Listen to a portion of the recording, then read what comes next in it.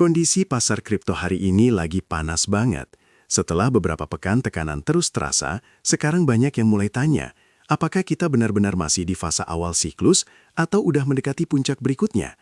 Sentimen market juga berubah cepat banget, apalagi Bitcoin beberapa hari lalu sempat menembus $93.000. Hari ini, kita bedah indikator siklus, data sentimen, plus pembaruan trading plan buat Topcoin. Gaspol, simak fokus hari ini. Ingat ya, konten ini pure buat edukasi dan riset, bukan rekomendasi keuangan. Semua analisa dan pembahasan hari ini didasarkan data terbaru, bukan ajakan untuk trading secara langsung. Selalu gunakan analisa sendiri sebelum ambil keputusan. Kalender ekonomi global minggu ini isinya cukup sensitif buat kripto. Pertama, tanggal 31 Desember dini hari, ada rilis FOMC Minutes dari Amerika, yang biasanya langsung direspon pelaku pasar kripto karena sinyal arah suku bunga selanjutnya. Masih di hari yang sama, pagi harinya dari Tiongkok bakal keluar data NBS Manufacturing PMI dan Rating Dog Manufacturing PMI.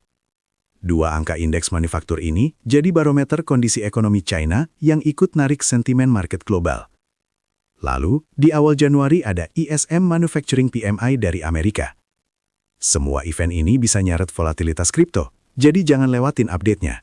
Berita makro paling panas, Federal Reserve udah potong suku bunga sebanyak 25 basis poin.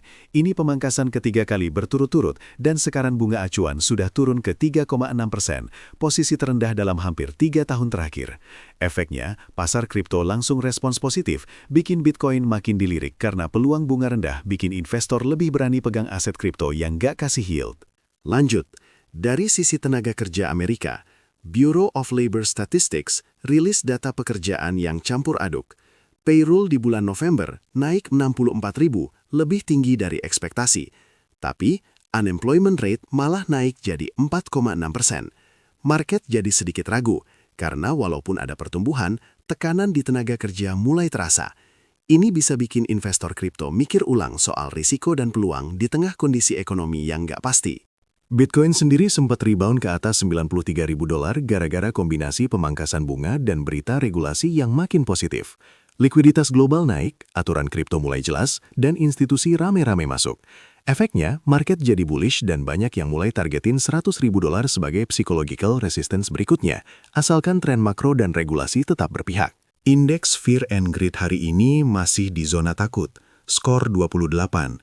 Ini artinya sentimen pelaku pasar cenderung defensif, padahal harga Bitcoin stay di $87.000 lebih. Kalau dilihat sebelum terakhir, pernah nyentuh extreme fear di skor 10, lalu pelan-pelan naik tapi belum mampu masuk ke zona netral. Biasanya, fase fear kayak gini sering jadi momen konsolidasi sebelum tren baru muncul. Indikator Pi Cycle Top lagi-lagi belum ngasih sinyal lampu merah. Jarak moving average 110 hari ke 250 hari masih cukup lebar. Artinya, belum ada tanda puncak siklus seperti yang biasa muncul di market top sebelumnya.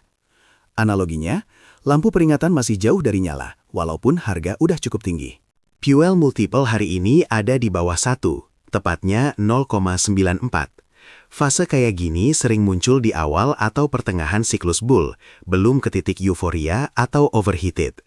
Artinya tekanan jual dari miner rendah dan ruang kenaikan masih cukup besar. Fase ini biasa disebut zona akumulasi sebelum rally lebih lanjut. Dari 30 indikator siklus utama, 3 indikator paling menarik hari ini.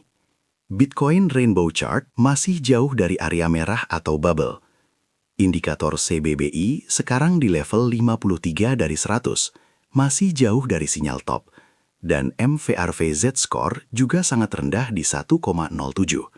Semua indikator ini konsisten bilang bahwa secara siklus, market belum overheat. Potensi lanjut masih terbuka. Fokus ke Bitcoin versus USDT.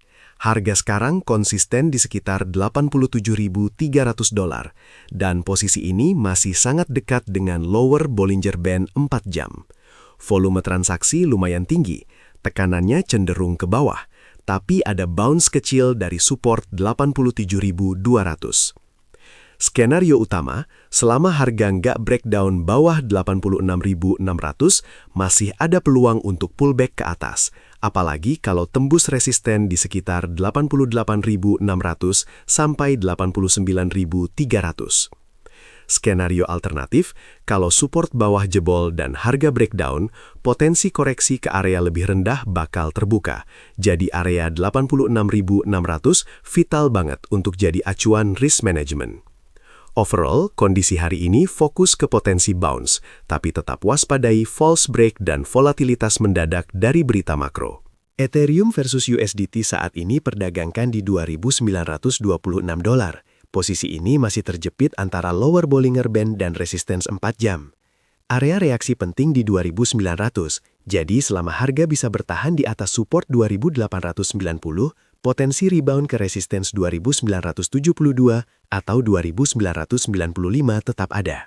Skenario utama ngandelin potensi mean reversion ke Bollinger Band tengah, sedangkan skenario alternatifnya, kalau support bawah jebol, harga bisa lanjut turun ke level swing low sekitar 2.890. Jadi minggu ini kita perhatikan konsolidasi dan konfirmasi reversal buat menentukan langkah selanjutnya. Untuk BNB versus USDT, harga saat ini di sekitar 436, masih berada di bawah VWAP dan dekat lower Bollinger Band. RSI pada time frame 4 jam juga udah di area oversold, menandakan tekanan jual mulai kelelahan walau distribusi belum selesai. Skenario utama adalah peluang pantulan ke atas jika harga mampu mempertahankan support 834. Break di atas resistance 841 bisa jadi konfirmasi awal reversal pendek.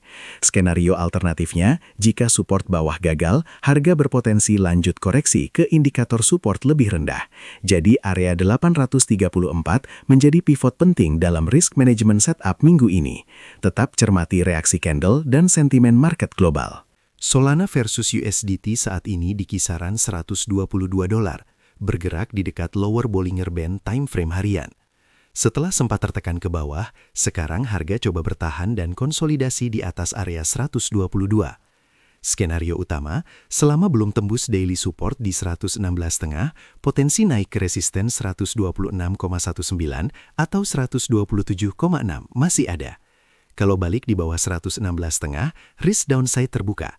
Jadi area itu sangat penting untuk risk management. Hari ini kita fokus ke reaksi harga di support dan sinyal reversal dari candle intraday. XRP versus USDT saat ini bergerak di sekitar $0,122. Dengan tekanan jual cukup berat, tapi mulai ada bounce kecil setelah candle hammer muncul di dekat support kuat. Area reaksi penting di 0,12397 sampai 0,12478. Skenario utama, kalau harga berhasil bertahan di atas support ini dan bisa tembus resistance 0,12666, ruang menuju 0,13 dan 0,13282 bisa kebuka. Skenario alternatif, bila harga breakdown di bawah support kuat, potensi tes ke area lebih rendah, termasuk stop di bawah 0,1185 bakal terbuka.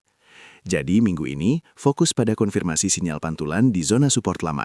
Doge versus USDT hari ini bergerak di area 1,842 dengan kondisi sangat oversold baik di time frame 4 jam maupun harian.